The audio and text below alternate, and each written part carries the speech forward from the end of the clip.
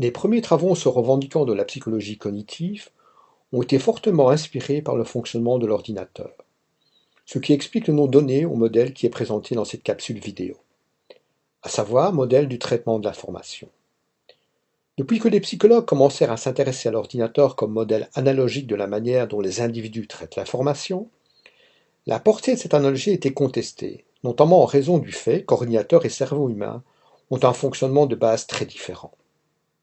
Un premier élément qui distingue le fonctionnement de l'ordinateur et celui du cerveau humain réside dans le fait que dans l'ordinateur, les opérations se déroulent le plus souvent les unes après les autres, alors qu'au niveau du cerveau humain, de nombreuses opérations se déroulent simultanément. Dans l'ordinateur, le traitement de l'information est essentiellement séquentiel, alors que le fonctionnement du cerveau humain est massivement parallèle. Une seconde différence importante entre ordinateur et cerveau est liée au caractère local du fonctionnement de l'ordinateur, alors que le cerveau a un fonctionnement avant tout distribué. Cela signifie que lorsqu'une composante importante de l'ordinateur fait défaut, plus rien ne marche, alors qu'au niveau du cerveau, d'autres zones prennent le relais lorsqu'une zone spécifique du cerveau est lésée. Par exemple, un individu aveugle compense son absence de vision par un développement supérieur des zones dédiées à l'audition. Comme l'avaient pressenti les gestaltistes, on considère aujourd'hui que le cerveau humain fonctionne sur la base de représentations de la réalité, plutôt qu'à partir de la réalité elle-même. Le processus de traitement de l'information qui permet d'aboutir à la construction de représentations est décrit habituellement en fonction de trois étapes qui portent respectivement sur le filtrage, l'encodage et le traitement de l'information. Le filtrage de l'information.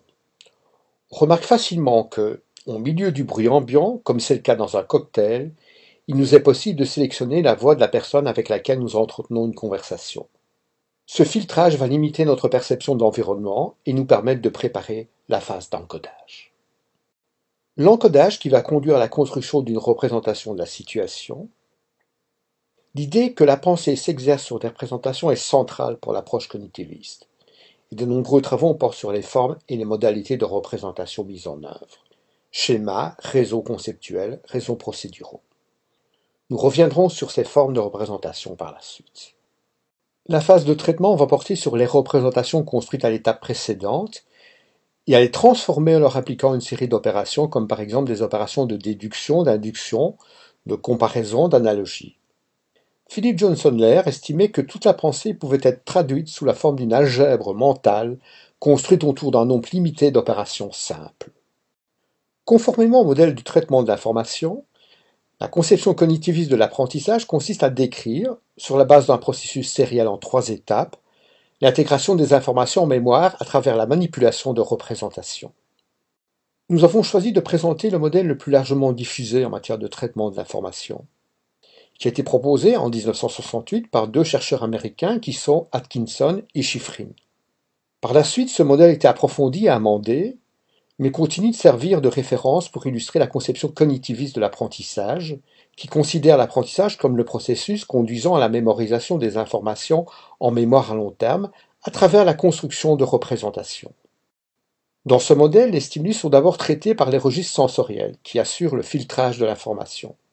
Cette fonction de filtrage est essentielle puisqu'elle permet de réaliser le tri parmi l'énorme quantité de stimuli qui sollicitent en permanence les organes sensoriels. Ce tri est très sélectif, de sorte que nous ne prenons conscience que d'une partie très infime des informations qui aboutissent au registre sensoriel à travers les organes des sens.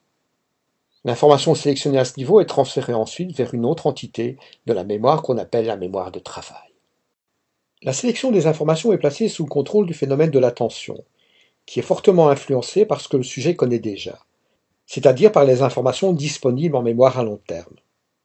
L'intervention des connaissances antérieures dans le processus de sélection qui s'opère au niveau des registres sensoriels explique le fait que l'on ne perçoit généralement que ce à quoi l'on est préparé, c'est-à-dire ce à quoi l'on s'attend. Lorsque nous sommes engagés dans une tâche exigeant une forte concentration, les stimuli non pertinents peuvent devenir littéralement invisibles. Une expérience fort connue illustre ce phénomène. On montre un film dans lequel un groupe de jeunes se font des passes avec un ballon de basket. La consigne donnée par l'expérimentateur est de compter le nombre de passes réalisées pendant une quinzaine de secondes. Durant ce temps, un personnage déguisé en gorille traverse l'écran. À l'issue du film, l'expérimentateur demande aux personnes si quelque chose de particulier les a frappées. On constate qu'une majorité des observateurs déclarent n'avoir rien constaté de particulier, donc ils n'ont pas vu le gorille. Pourtant bien visible sur l'image, car leur attention était captée par le comptage. La durée de vie des informations au sein des registres sensoriels est très limitée, de l'ordre du quart de seconde. Pour persister au-delà de cette durée très limitée, les informations doivent être encodées afin d'être transférées en mémoire de travail. Les stimuli encodés au niveau des registres sensoriels aboutissent donc dans la mémoire de travail. C'est à ce niveau que les stimuli sont élaborés pour être transférés vers la mémoire à long terme. L'appellation mémoire de travail était préférée à l'appellation plus ancienne de mémoire à court terme, pour insister sur le travail d'élaboration qui a lieu au sein de cette forme de mémoire. La capacité limitée de la mémoire de travail a été mise en évidence à l'occasion de la publication d'une étude très connue de George Miller intitulée « Le nombre magique 7 plus ou moins 2 ». Les résultats de cette étude montrent qu'en présence d'éléments non structurés, chiffres, syllabes non significatives, on peut évoquer de mémoire 7 éléments. Pour augmenter cette capacité, il s'agira de structurer ces éléments. Par exemple, plutôt que de mémoriser la suite 0, 6, 5, 3, 7, 3, 1, 3, 2, on regroupera ces éléments selon l'organisation d'un numéro de téléphone 065, 37, 31, 32, ce qui limitera notre effort de mémorisation à 4 éléments au lieu des 9 présentés au départ. Comme nous venons de l'illustrer, la mémorisation au niveau de la mémoire de travail repose sur un processus actif d'organisation des informations. L'élaboration et le maintien de l'information au niveau de la mémoire de travail sont réalisés à l'intervention de deux mécanismes. Le premier est conscient et mobilise l'attention du sujet. Il s'agit de la répétition mentale. Par exemple, après avoir obtenu un numéro de téléphone au renseignement, on le répète mentalement pour pouvoir le composer une fois que la ligne sera libérée.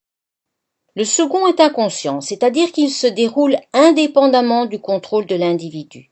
Il est connu sous le nom de boucle phonologique ou encore de boucle articulatoire. La capacité de la mémoire de travail est très constante d'un individu à l'autre. Ce qui différencie les sujets, c'est l'efficacité des stratégies de répétition mentale et le travail d'élaboration qui est mis en œuvre au moment de l'encodage de l'information. Toutefois, plus récemment, certaines études réalisées sur l'empan de la mémoire de travail ont montré que celui-ci était en lien avec la réussite dans certains apprentissages scolaires et avec certaines habiletés cognitives de haut niveau. En particulier, la capacité à traiter plusieurs informations en parallèle semble critique dans de nombreux apprentissages scolaires, comme la lecture, le calcul ou la résolution de problèmes. La limitation de la capacité de la mémoire de travail a donné naissance à la notion de charge cognitive, très largement utilisée dans la littérature scientifique, notamment par Sweller et Chandler. Selon ces auteurs, toute situation d'apprentissage est caractérisée par une charge mentale spécifique qui peut être divisée en deux composantes. D'une part, une charge intrinsèque liée à la difficulté de la tâche qui fait référence au nombre d'éléments à mémoriser et à la complexité des interactions qui peuvent exister entre ces éléments, et d'autre part, une charge extrinsèque associée au format de présentation de l'information. La notion de charge extrinsèque est importante en pédagogie, car elle met en évidence le fait qu'il est possible de réduire la charge mentale en agissant sur la qualité du matériel d'apprentissage qui sera présenté à l'élève. La mémoire de travail est considérée comme un élément essentiel du système cognitif. Elle constitue le siège des activités contrôlées qui se distinguent des procédures automatiques. Étant donné que les traitements contrôlés ou explicites sont coûteux et requièrent d'importantes ressources cognitives, notamment au niveau de la mémoire de travail, ils contribuent à alourdir la charge cognitive qui pèse sur l'individu. Au contraire, les processus automatisés mobilisent peu de ressources et libèrent dès lors la mémoire de travail qui peut se consacrer à d'autres tâches. En outre, les processus automatisés se caractérisent par une grande vitesse d'exécution ainsi que par une quasi-absence de contrôle intentionnel. Ces mécanismes sont à l'œuvre dans de nombreuses activités humaines, comme la conduite automobile ou la gestion des situations d'urgence. En contexte scolaire, par contre, ces processus sont souvent dépréciés parce qu'ils sont associés à l'apprentissage par cœur, fort décrié par les enseignants. Pourtant, comme les automatismes sont nécessaires à toute activité complexe, il est indispensable que l'école prévoie des périodes d'apprentissage consacrées à la maîtrise de certains automatismes. En effet, Ceux-ci interviennent aussi bien au niveau de la lecture, notamment dans le décodage des mots, que du calcul dans la maîtrise des tables de multiplication. La mémoire à long terme est l'aboutissement de toute information qui est amenée à perdurer au-delà de quelques dizaines de secondes. Cette zone est en principe de capacité illimitée et la persistance des informations est également illimitée. Du moins, n'est-il pas possible d'en situer les limites comme c'est le cas pour la mémoire de travail. L'encodage des informations en mémoire à long terme privilégie l'organisation spatiale des informations, alors qu'à court terme, c'est surtout la mémoire auditive qui est sollicitée. Ainsi, à la question « Êtes-vous visuel ou auditif ?» posée par certains ouvrages de vulgarisation en psychologie, la réponse est que chacun est auditif à court terme et visuel à long terme. Mais personne n'est intrinsèquement visuel ou auditif lorsqu'il doit mémoriser une information.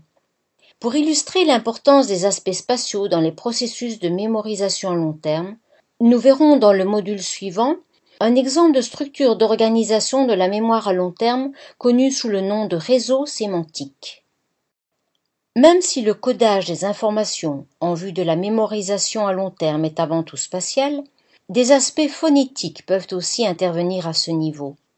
Alan Pevio parle de double encodage à ce propos. Pour cet auteur, certaines informations peuvent faire l'objet d'un encodage à la fois spatial et phonétique. C'est le cas des objets concrets pour lesquels on peut mémoriser une trace verbale, mais aussi l'image mentale qui leur correspond. Par contre, le double encodage est plus difficile pour des entités abstraites telles que le concept de liberté, car il est difficile de s'en faire une image mentale. Le double encodage ayant un effet positif sur la mémorisation, on a intérêt à le favoriser en utilisant plusieurs représentations d'une même information. Une image assortie d'un commentaire verbal, par exemple, comme c'est le cas dans une présentation multimédia. Les études en neurobiologie confirment l'existence de deux formes de mémoire. D'une part, la mémoire de travail, qui correspond au renforcement de la connexion synaptique entre deux cellules nerveuses, et d'autre part, la mémoire à long terme, qui conduit à l'apparition de nouvelles connexions synaptiques sous l'effet de la synthèse de certaines protéines. C'est l'apparition de ces nouvelles connexions synaptiques qui est la marque neuroanatomique de la mémoire à long terme, alors que la mémoire de travail fait uniquement appel à un renforcement passager des liaisons synaptiques. L'apprentissage repose sur le renforcement ou l'élimination des connexions synaptiques qui s'établissent entre l'axone d'un neurone et les dendrites des neurones voisins. Les techniques d'imagerie cérébrale montrent que ces connexions se modifient en permanence, et cela durant toute la vie. Toutefois, certains changements se manifestent avec une intensité particulière pendant l'enfance, où l'on observe ce qu'on appelle des périodes critiques, c'est-à-dire des périodes où le cerveau dispose de capacités particulières par rapport à certains apprentissages. Un exemple. On sait que la capacité d'apprentissage d'une seconde langue décroît avec l'âge, et en particulier, la capacité à distinguer les phonèmes qui n'existent pas dans la langue maternelle. Ainsi, les enfants sourds doivent recevoir rapidement un implant cochléaire avant 18 mois de préférence, faute de quoi le développement de leurs compétences en expression orale sera fortement compromis. Les études récentes en neuropsychologie montrent l'importance de certains facteurs liés au mode de vie sur la consolidation des apprentissages. C'est notamment le cas de l'activité physique ou de la qualité du sommeil. Ainsi, on considère que le sommeil fait intimement partie du processus d'apprentissage, puisqu'il a un rôle déterminant dans la consolidation des apprentissages, de sorte qu'on peut observer des différences de performance significatives après une période de sommeil. Cela s'explique notamment par le fait que, durant notre sommeil, le cerveau réactive certains circuits neuronaux sollicités avant l'endormissement. Dans la mesure où l'encodage en mémoire à long terme conduit à une modification anatomique, certains chercheurs considèrent qu'une information inscrite en mémoire à long terme ne disparaît jamais. Par contre, les indices qui permettent de la retrouver peuvent avoir disparu.